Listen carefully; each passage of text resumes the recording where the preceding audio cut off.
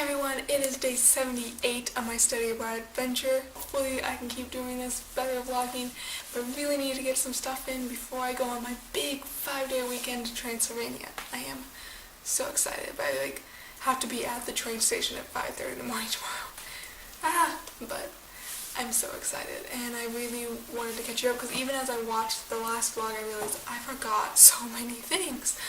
And for one, I didn't explain why I'm sitting on the floor besides the tripod, but I wanted to show you that my chair, if you remember when I showed you my apartment, that the chair was missing front 2 screws. Well, twice now, I can't even do it right now, twice now, one of the third screws fell out, so it does this now. And the second time, the first time I put the screw back in, but then the second time I was sitting in it and I was leaning and it just fell right out. And at first I thought it wasn't gonna bruise, at least it didn't, but no, it turned. I got a nice black and blue spotty bruise on the side of my leg, and it hurt for a couple of days. It was one of those moments that you always think, oh, that won't happen, you can catch yourself. Nope, I was on the ground so fast. So anyway, that was a story to tell you. But let me first catch you up in the last 2 days. I have some more pictures for you at the end, and then we'll see what stories I remember that I feel like I need to tell you right now.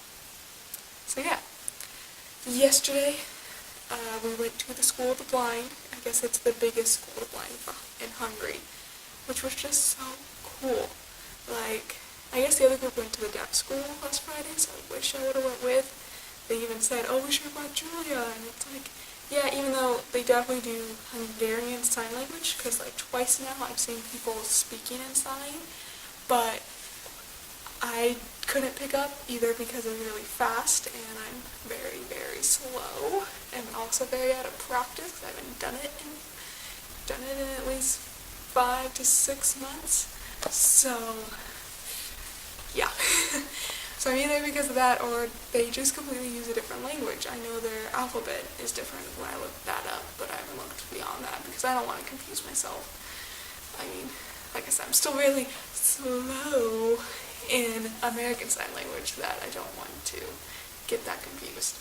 So I have looking up words here and there because I don't want to lose it. And it was funny because I was like, what's good? And it's oh yeah, good's the same as thank you.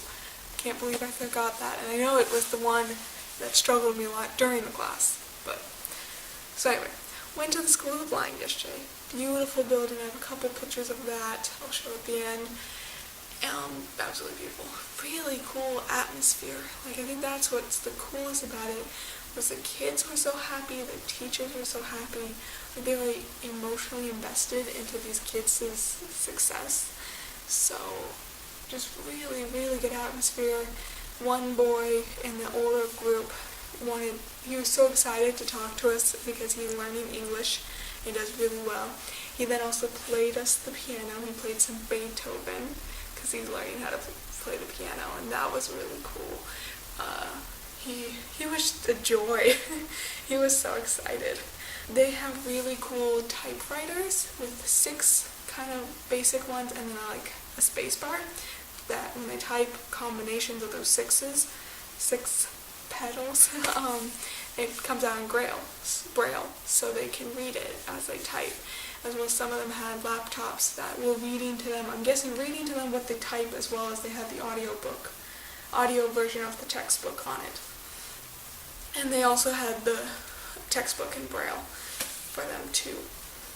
So it was pretty cool. So like I said, we saw an older group, and they were doing exponents, pretty much a standard math class, it felt like. Just the way that they do their homework then. They don't obviously write at all.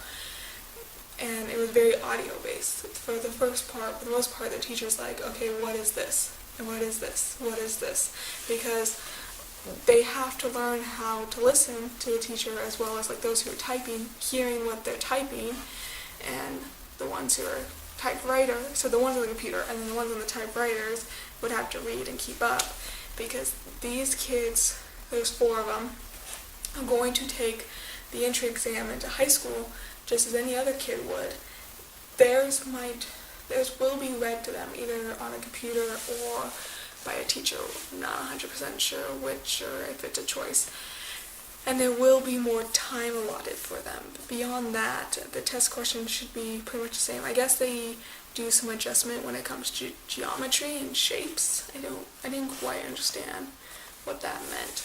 But otherwise it should be the exact same text, which, if they're prepared for it, is great. I think they might be slower than most people because they have to learn skills that we didn't, but also the fact of cultural differences. Something we've done in America is making sure that the tests can be used for any person of any culture, because there's been questions in the past that kids can't answer because they can't relate and they don't understand.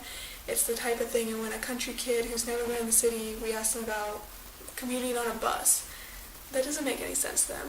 They don't know how bus systems work. Or if we ask a city kid about how many lofts of hay it takes to do this or that. So it's questions like that. So those things, so they're preparing them from, these were 7th graders, and they are planning to go to regular school, and when they go to regular school they'd be very prepared for the auditory challenges of classmates who talk and the teacher who talks, and there are things they're using to help them achieve in their studies. So yeah, they were awesome, great atmosphere, good learning experience. After that we went to more of an elementary education classroom, which I guess is normally 4 boys, but 2 were absent.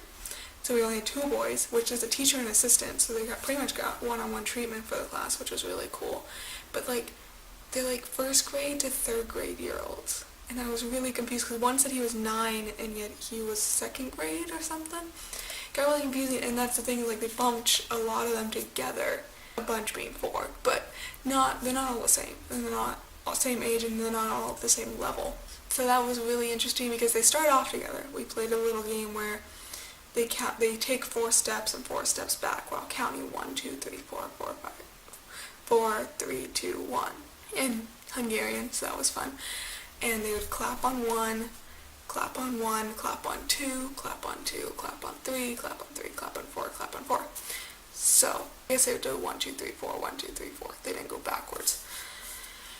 So they do that as a group and something else, but then they kind of separate, and one was working with shapes for a little while, the other one was working with counting by 2s, and then the other one was working with addition of, he had little blocks that he was putting blocks that were 2 and 3 together to make 5 and things, and he was getting into subtraction, and he kind of self-discovered it a little bit. It was kind of cool.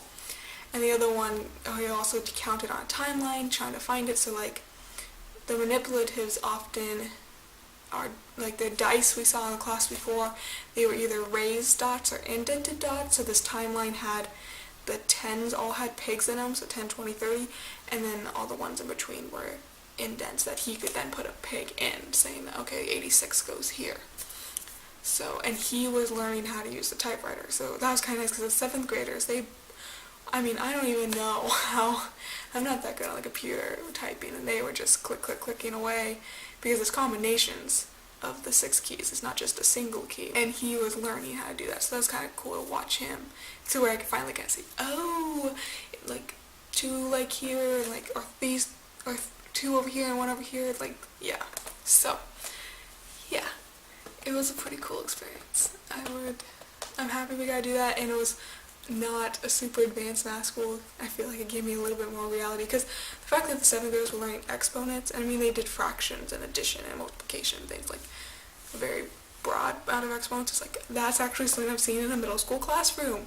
With some of these things, I'm I never learned this till college. Why are you guys learning this? So, yeah, it was pretty cool. Then we had concepts of building games and manipulatives.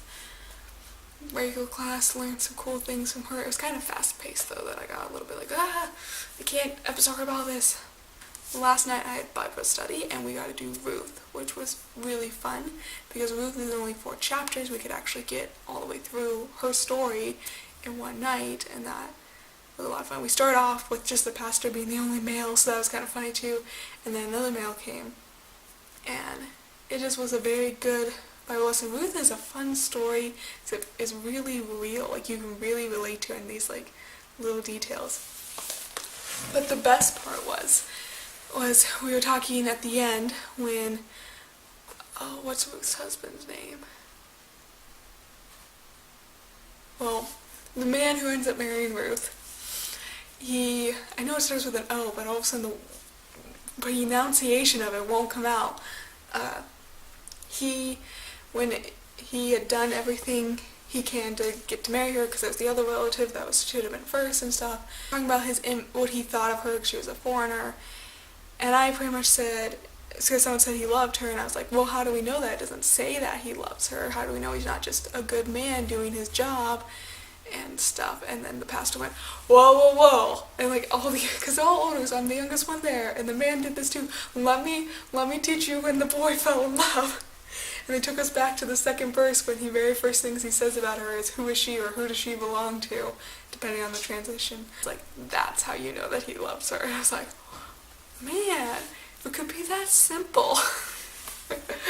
That he just took an interest and that was love. So we didn't go on about it, but it was just so funny to have them be like, okay, we're going to teach this young one what love is really like. Momentary thing. Very, very fun. Yeah, we didn't go much more in depth to that. So it is decided he does love Ruth. It's not just him being a good guy. I also have to say, so in my translation, when Ruth is doing the Jewish custom, this was really weird, but where she lays down at his feet while he's sleeping to show her availability for marriage, and he wakes up, and he asks, who are you? She says, I am Ruth, and you are my closest relative, you are responsible for me, so please marry me, is what my translation says. It just says, so please marry me. And they all found that hilarious. And I did too, because I was reading it. It's like, man, that's really blunt, especially from my perspective of the woman should be proposed to. She's like, so you should marry me. So, yeah, it was a great Bible study, a lot of fun. I guess next week we finish this series. I didn't realize we'd finish it that quickly. But I missed church this Sunday because of the Transylvania trip. But I will go to Bible study next week. And then I'll probably stick around for the next 2 weekends. So, anyway, the other thing I forgot about to say is last night, between class and Bible study, I did take another bus tour, so that's why I have more pictures for you, which was a different one. So at the beginning, it was kind of the same area, and so I'm feeling really more confident about how this layout of the city works after doing these 3 bus tours and walking around for a couple months and everything, feeling much, much more comfortable.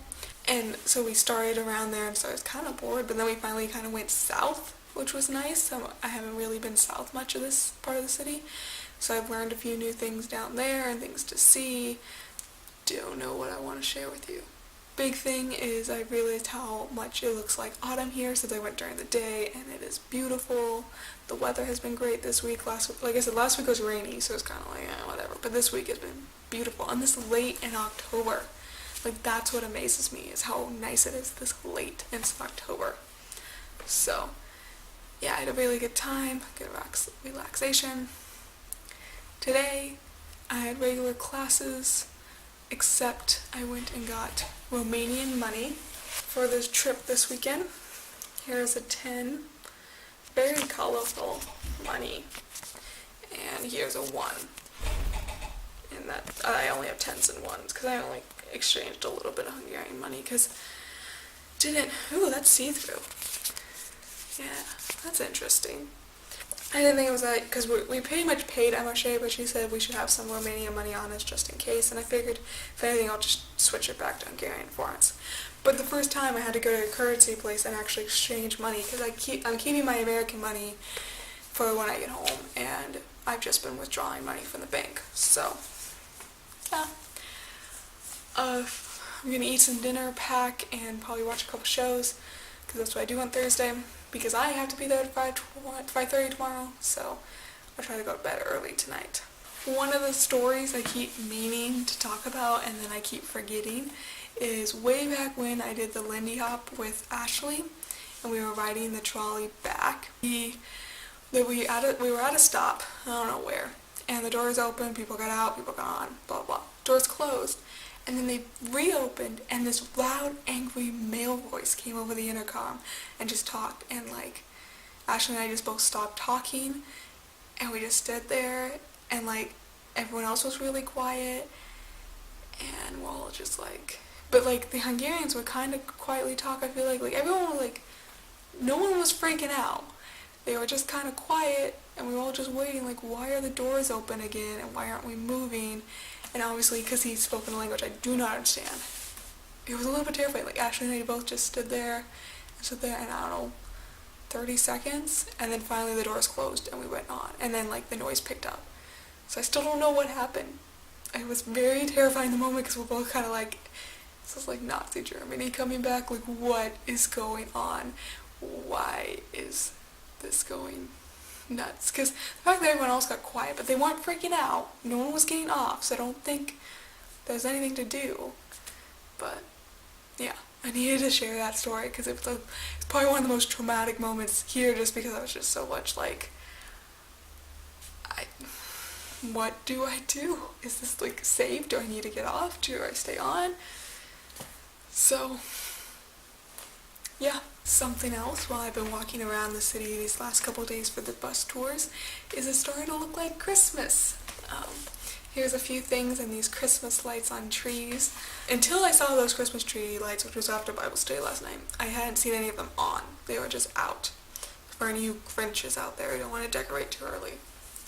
But you have to realize they celebrate All Saints Day. They don't really celebrate Halloween, and they don't have Thanksgiving, at least if they don't have Thanksgiving at all, I think. I'm not sure, but they don't have Thanksgiving at least when we do.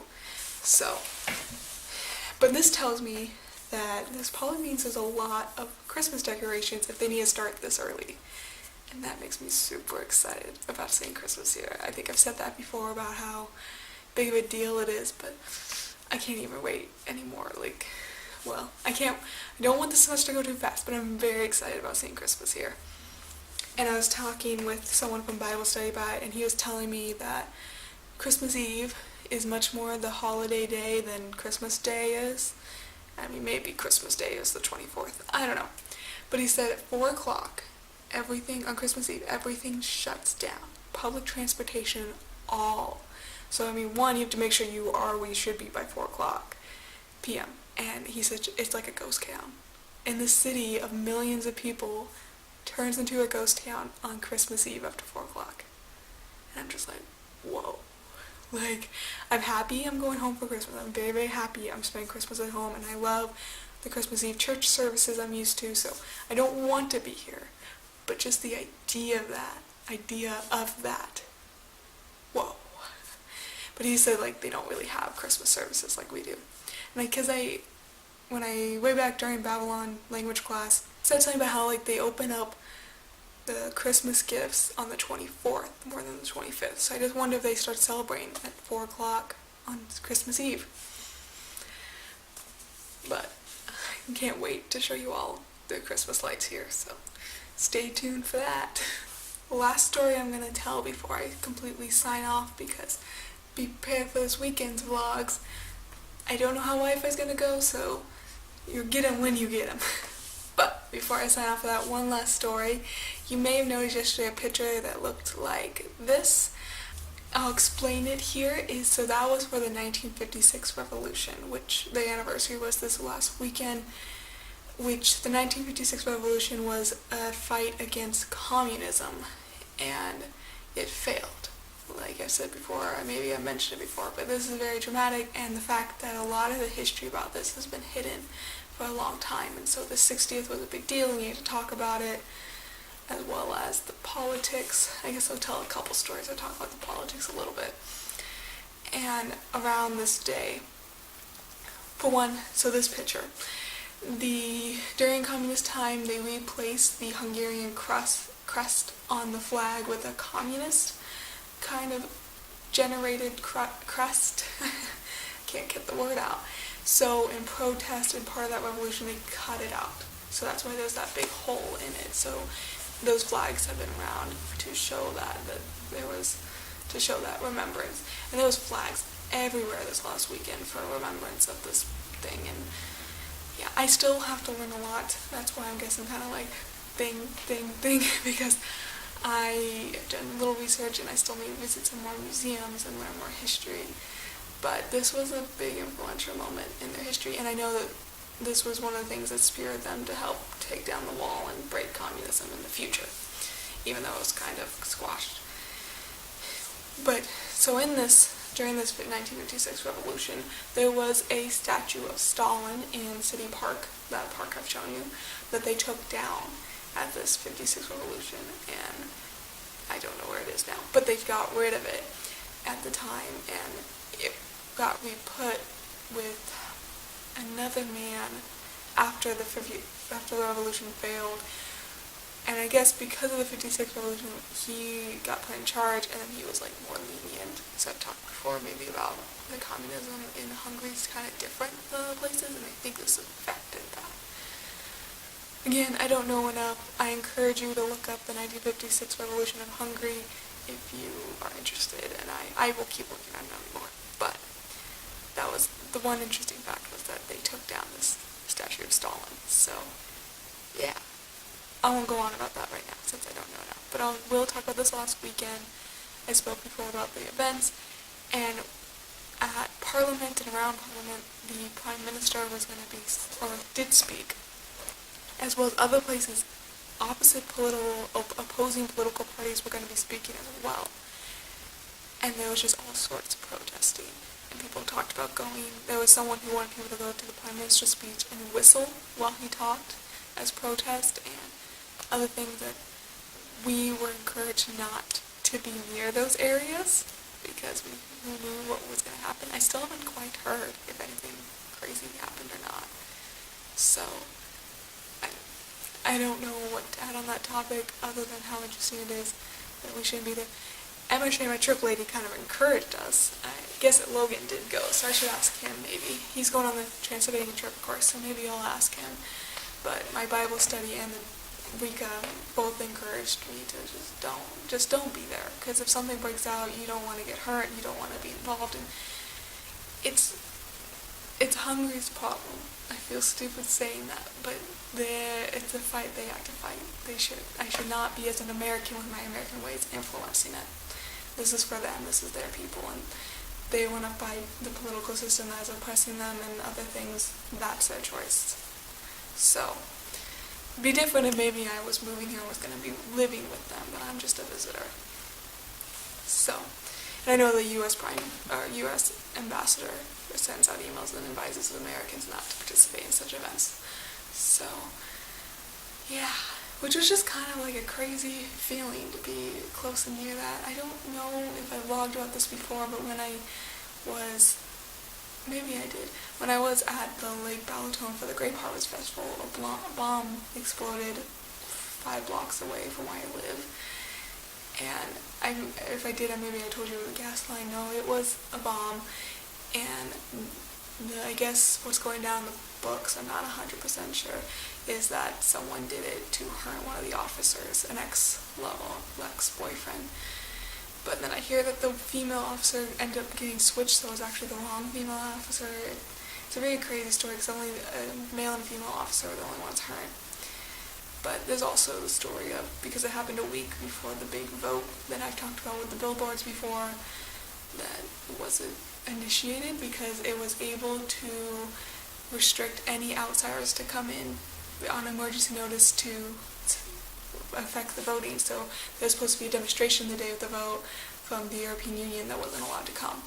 So I had to tread lightly that week because if something else happened, they could have shut it all down and said no one can vote. But nothing else happened. I don't think anything has happened since then. So I think the fact that it was someone trying to hurt someone else, not a government conspiracy, is probably the more likely story at this point. But not that I was freaked out about it, but just so much more to be here. I talked about St. Stephen Day was celebrating the 4th of July in Washington, D.C. To be here when things like that happen, and to be here when political rallies could be happening, is just something so out of my world. I live in a small town. I don't experience such things. So, yeah. there's some things every once in a while I'll be like, oh yeah, this is an urban experience. Like the culture experience has not been bad. I've not been culture shocked. But every once in a while it's like, I live in a city. This is strange. But, you get used to it and then you always get a little glimpse of blindsidedness. But since I'm on that topic, that vote, I don't know if I ever put it in a vlog before because mostly that's still really vague.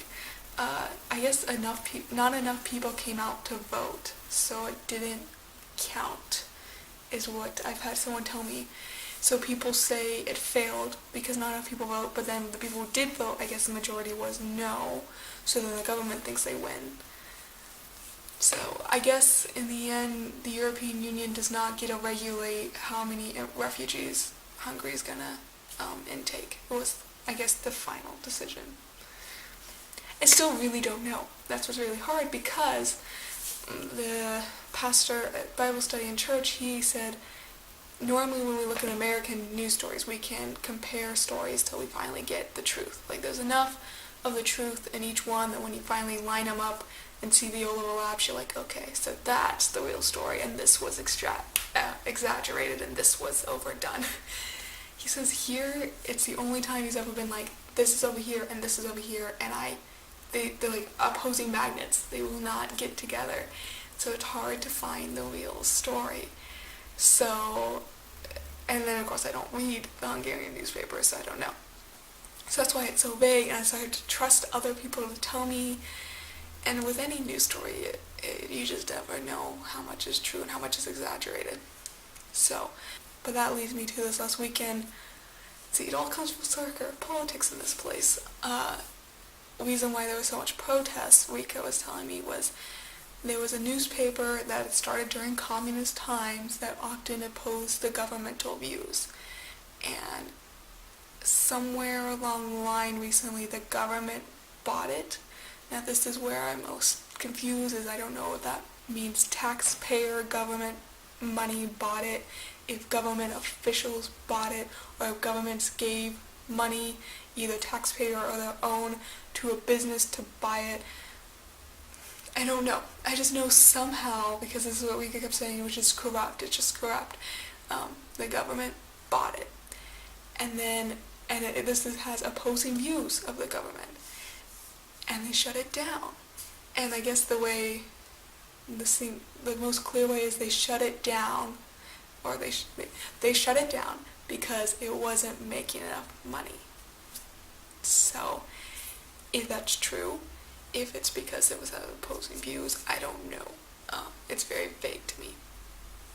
But the fact that a newspaper got shut down, because it's not mine, but the fact that it got shut down is against freedom of press, which is in the Hungarian constitution. So, I'm thankful to be in America, despite all the craziness we have in American politics. I can feel that we have a lot more freedom and voice in America than the people here have, and I'm more willing to use it too. I know it seems like a lot of people here are quiet and they just don't get in it. They don't want to fuss. So I don't mind that I'm argumentative on Facebook and get in fights with people, and I'm going to be loud and outspoken about the things that I care about, because guess what? I have the right to, and I'm going to use it. And that is awesome that I have the right to. That is unbelievable. So, it's a little bit intimidating when I speak it all out, but truthfully, I feel very safe here. It's exciting to see these things happen, and I don't believe it's going to be affecting me in any negative way. So it's a very bystander opinion. So it's awesome. It's crazy.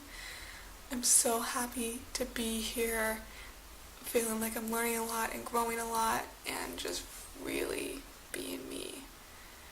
So I hope to do that again over the next 5 days. Please stay tuned. I don't know how I'm going to do these vlogs, so I'm hoping there will be a lot and lots of beautiful things. You cannot tell I'm so excited. I probably mentioned it like 7 times now. So, as always, thanks for staying tuned to my adventure.